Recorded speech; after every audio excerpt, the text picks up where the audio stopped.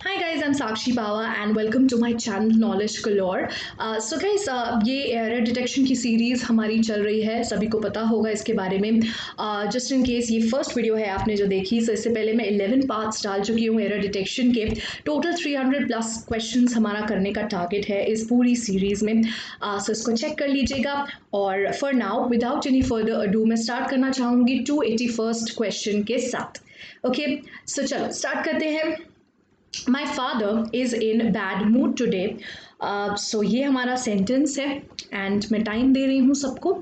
So pause करके आप इसको अटेम्प्ट कर सकते हैं. सो यहाँ पर हमारा जो एरर है ना वो है ऑप्शन नंबर बी में, क्योंकि यहाँ पर आपका एक आर्टिकल मिसिंग है, in a bad mood today, है ना. So my father is in a bad mood day, वो एक खराब मूड में है. That's what we are trying to say in this sentence. सो यहाँ पर बी में एरर है, हमें अ बैड मूड बोलना है. ठीक है, next one. The need to set up a good library in the locality has been in the minds of people for some time now. So video को पॉज करके attempt कर लीजिए इसको. सो आई एम होपिंग कि आपने कर लिया है ऐसा. सो हमारा जो करेक्ट आंसर है वो है ऑप्शन नंबर सी, क्योंकि एक गुड लाइब्रेरी सेटअप करनी है लोकेलिटी के अंदर, तो कुछ टारगेटेड पीपल के माइंड में ये बात होगी, दुनिया के हर एक बंदे के माइंड में नहीं है. सो यहाँ पर आप पीपल के पहले द का इस्तेमाल करेंगे.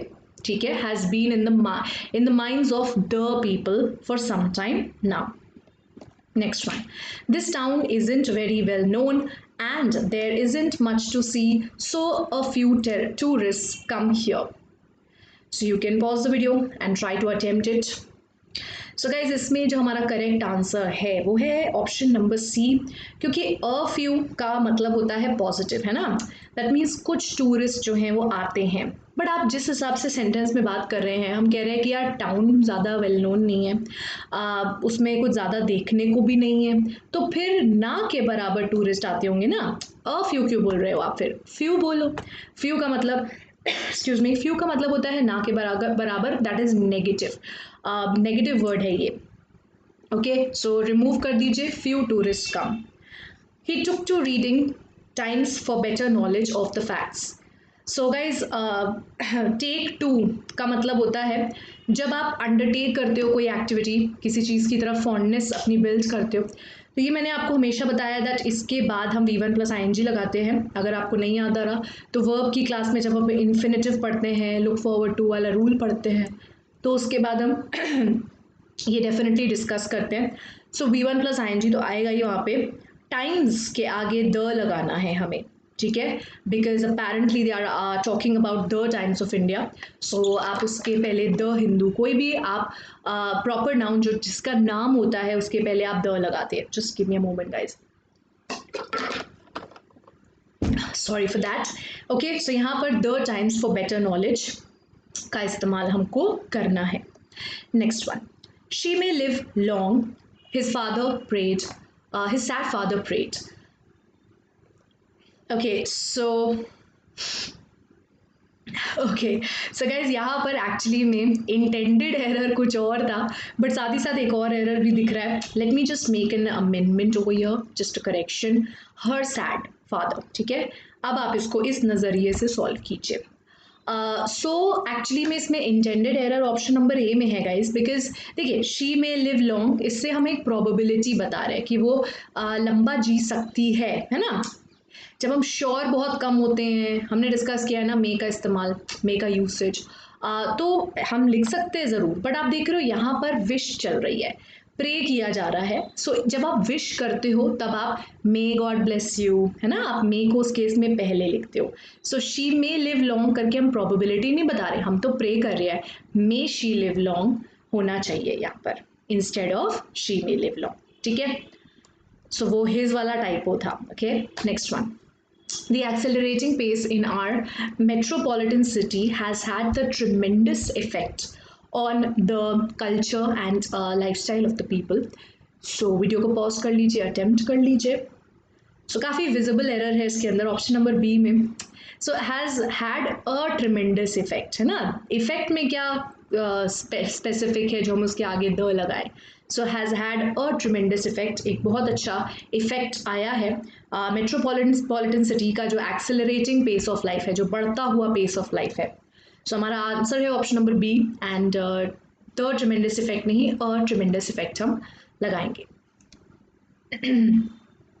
Are you used to get up early? So यहाँ पर हमारा जो करेक्ट आंसर है, वीडियो को पॉज करके कर लीजिए. सो टू के बाद हमेशा गाइज B1 नहीं होता. ओके हमारा जो आंसर है वो है ऑप्शन नंबर बी. यहाँ पर हम यूज टू का इस्तेमाल जो कर रहे हैं ना, ये एक फ्रेजल वर्ब है जिसका मतलब होता है आपको आदत है. ठीक है, सो इसके बाद हम V1 प्लस ING का इस्तेमाल करते हैं. जैसे हम look forward to meeting you बोलते हैं, वैसे ही हम use to getting up early बोलते हैं. ठीक है, so यहाँ पर V1 नहीं होगा, V1 प्लस ING का इस्तेमाल हम करेंगे. ठीक है, सो ये रहा हमारा सोल्यूशन का page. Next one, the famous doctor Chandra is only dentist in our village. जब वो एक अकेला बंदा है ना, वीडियो को पॉज कर लीजिए. जब वो एक अकेला बंदा है तो ऑब्वियसली आप स्पेसिफिक उसके लिए बोलना चाहते हैं. So the famous doctor Chandra is the only dentist. Okay, option number B हमारा आंसर है. Excuse me.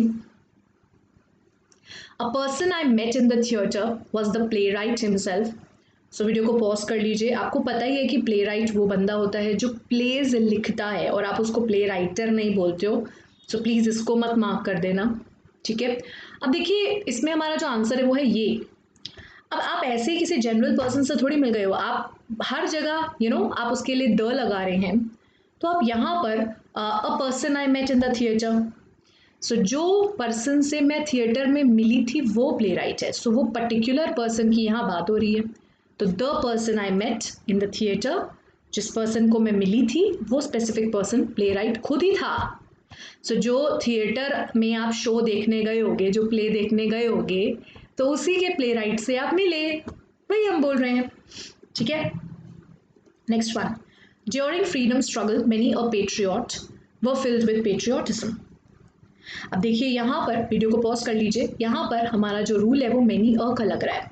मैंने आपको हमेशा बताया है मेनी अ अगर आपको दिखता है तो उसके बाद आपका नाउन भी सिंगुलर होता है और आपका वर्ब भी सिंगुलर होता है.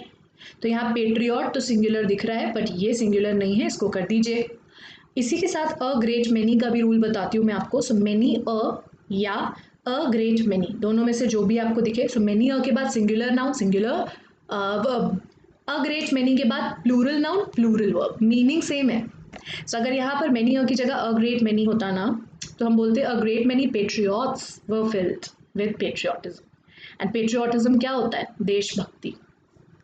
ठीक है, next one, the number of amendments to our constitution have been very large during the last 50 years of independence. So video को पॉज कर लीजिए. सो यहाँ पर हमारा जो करेक्ट आंसर है वो है ऑप्शन नंबर बी. सो यहाँ हैव नहीं होगा, हैज़ होगा. क्यों? क्योंकि द नंबर ऑफ का रूल है ये. द नंबर ऑफ, जब भी आपको ये फ्रेज दिखता है आप मेक श्योर करते हैं कि आपका वर्ब सिंगुलर हो. अगर यहाँ अ नंबर होता तब आप यहाँ प्लूरल लिखते, हैव. ठीक है, next one, no one in this world can be able to do work continuously for 10 hours. So video को पॉज करके अटेम्प्ट कीजिए आप. सो हमारा जो करेक्ट आंसर है वो क्या है? Option number B. So guys देखिए कैन मॉडल वर्ब है ना, आप उसके साथ एबल टू नहीं लगाते हो. सो एक्चुअली में जब हम performance of the act show करना चाहते हैं कि भाई we were able to swim across the river, तब हम कैन का इस्तेमाल नहीं करते. तो दोनों में से एक का करना है आपको, है ना. एबल टू तो परफॉर्मेंस के बारे में यूज होता है. सो यहाँ पर हमको कैन यूज करना है, ये नहीं लगाना. So no one in this world can do work continuously for 10 hours. ठीक है ना, या कैन वर्क, डू भी हट जाएगा फिर क्योंकि ये तो इसी के साथ हट जाएगा. So no one in this world can work for 10 hours continuously. इसका यही मतलब है कि 10 घंटे तक कंटिन्यूसली कोई भी बंदा काम नहीं कर सकता है. ठीक है ना, तो हम यहाँ एबिलिटी की ही बात कर रहे हैं, हम यहाँ परफॉर्मेंस की बात कर भी नहीं रहे. सो हमें बस बी एबल टू डू हटाना है और उसकी जगह कैन लगा देना है. ठीक है। Next one, the reason we have not been able to pay income tax is due to fact that we did not receive pay on time.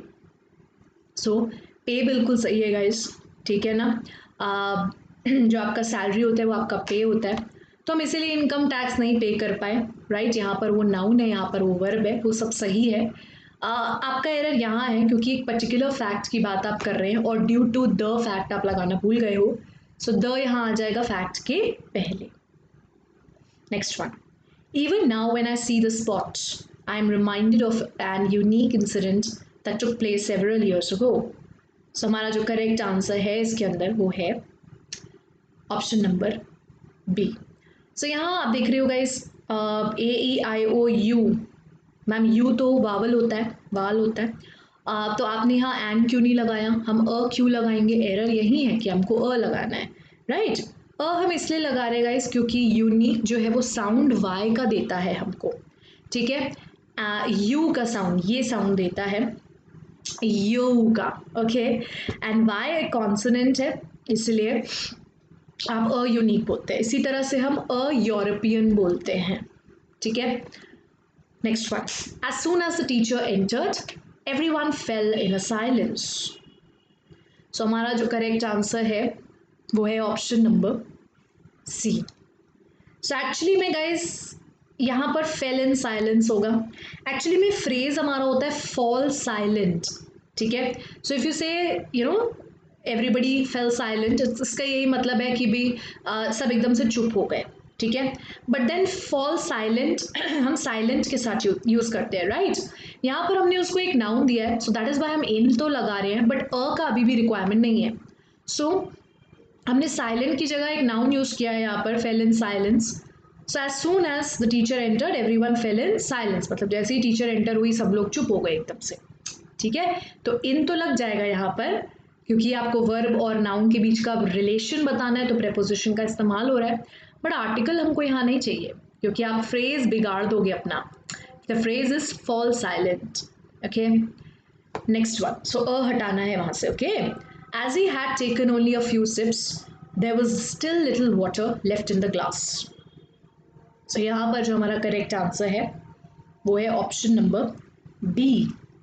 So actually में अब वही वाला जो कॉन्सेप्ट हमने फ्यू वाला भी लगाया था ना, तो उसने कुछ ही फ्यू सिप्स लिए थे, थोड़े सिप्स लिए थे उसने, है ना। अभी भी थोड़ा वाटर जो है वो बाकी था, ओके। सो यहाँ पर अगर आप सिर्फ लिटिल लिखते हो इसका मतलब ना के बराबर वाटर बाकी था, तो फिर स्टिल क्यों बोल रहे हो, है ना।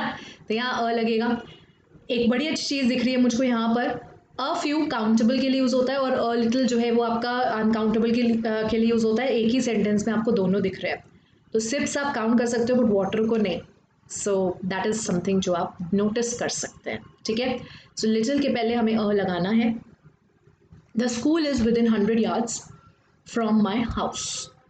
सो वीडियो को पॉज कर लीजिए। सो हमारा करेक्ट आंसर है ऑप्शन नंबर बी।